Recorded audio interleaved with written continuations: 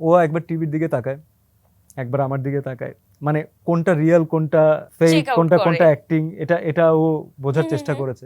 Surprised আসলে আমি হয়েছি, কিন্তু আমার এক্সপ্রেশন নাম হয়ে গিয়েছিল, কারণ ওরা আমার ওয়াশরুমের ভিতর থেকে হঠাৎ করে হ্যাঁ। বের হয়েছে। আমি জানতাম যে অবন্তী কিছু না কিছু একটা করেছে, হুম হুম।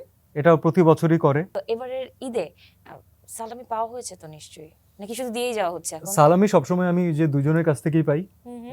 ছোটবেলা থেকেই, সেটা আমার বাবা এবং মা। হ্যাঁ, এটা তো আমি শুনেছি। রাইট, সো এবং ওই নির্দিষ্ট অ্যামাউন্টের ওই একটা নতুন নোট, আচ্ছা, তো এটাই আমি পাই এবং আমি পুরোটা বছর এটার জন্যই ওয়েট করি।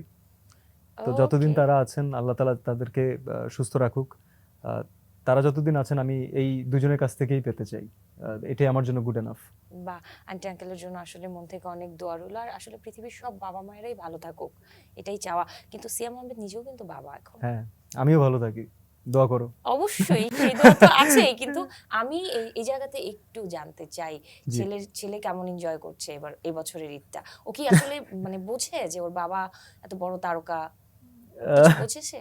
ও জানে যে, ও প্রথম দিকে অনেক কনফিউজড হতো যে ও যখন আমার সব গানগুলো দেখতো, ও জানে যে বাবাকে টিভিতে দেখা মানে যায়। ও কনফিউজ যে কেন, মানে ও টিভিতে ওকে আমি দেখছি, আবার ও আমার সামনে বসা, ও একবার টিভির দিকে তাকায়, একবার আমার দিকে তাকায়, মানে কোনটা রিয়েল কোনটা ফেক Check out কোনটা করে। কোনটা অ্যাক্টিং, এটা ও বোঝার হুম, চেষ্টা হুম, করেছে। এখন তো সে মাশাআল্লাহ অনেক কিছু বোঝে, অনেক হুম, প্রশ্ন করে। না এই বছরটা কি হলো এটা এই একটু মানে বছরটা কতটা সে বুঝতেছে? এই বছরটা সে নতুন ওয়ার্ড শিখেছে, সেটা হচ্ছে জংলি। জংলি? হ্যাঁ, কারণ ওর আশেপাশে সবাই, আমার যত ফ্রেন্ড সার্কেল আছে, তো সবাই ওকে বারবার এসে, আমার অনেক ফ্রেন্ডকে তো already you also know them, hmm hmm. তো তারা সব সময় যখনই আসে ওর সাথে যখনই গল্প করে, তো তখনই বলে যে এবার বাবার কোন সিনেমা আসছে, তো ও এইভাবে শিখে গেছে যে জংলি। ও বুঝে গেছে। ও সব সময় এখন খালি জংলি জংলি, এই বলেই আমাকে দেখলেই জংলি বলে, এই চলছে। দারুণ দারুণ। আর এবারের ঈদটা সিনেমা নিয়ে আসা হয়েছে এজন্য স্পেশাল, আরো স্পেশাল কারণ ঈদের আগ মুহূর্তেই সিয়াম আহমেদের জন্মদিন গিয়েছে। হ্যাঁ, একটু আমি দেখেছি একটু করে ফুটেজ দেখেছি ফেসবুকে, ওইটা নিয়ে একটু শুনতে চাই ছোট্ট করে। না, ইট ওয়াজ এ ভেরি সিম্পল অকেশন, আমি এমন কোনো দেখলাম তো খুব সারপ্রাইজ দিয়েছে। হ্যাঁ, কিন্তু মানে সারপ্রাইজড আসলে আমি হয়েছি, কিন্তু আমার এক্সপ্রেশন নাম হয়ে গিয়েছিল, কারণ ওরা আমার ওয়াশরুমের ভিতর থেকে হঠাৎ করে বের হয়েছে। আর আমার মনে হলো কি যে সিয়াম কি এটা আমার একটা প্রশ্ন তখন জেগেছে মনে, হ্যাঁ আমি তো একটু স্ক্রল করতে করতে দেখছিলাম ফ্রি টাইমে মোবাইল, তো সিয়াম কি এটা টের পেয়ে গিয়েছিল কোনোভাবে? একেবারেই না, আমি জানতাম যে অবন্তী কিছু না কিছু একটা করেছে, হুম হুম। এটা ও প্রতি বছরই করে, এবং আমি জানতাম যে 12টা বাজলে হয়তো মেইন গেট থেকে কেউ না কেউ সারপ্রাইজ Main বলে gate, দৌড়ে আসবে, বাথরুম থেকে কেউ কেউ ওয়াশরুম থেকে কিভাবে বের হয়ে আসবে, মানে এটা আমার মাথায় তখন কাজ করছিল না। তো থ্যাঙ্কস টু দেম, ওরা যে এতটা এফোর্ট দিয়েছে, এতক্ষণ গরমে থেকেছে, আসলেই অনেক এফোর্ট দিয়েছে কিন্তু। আচ্ছা ভাবি কি দিল বার্থডেতে? বুক ভরা ভালোবাসা।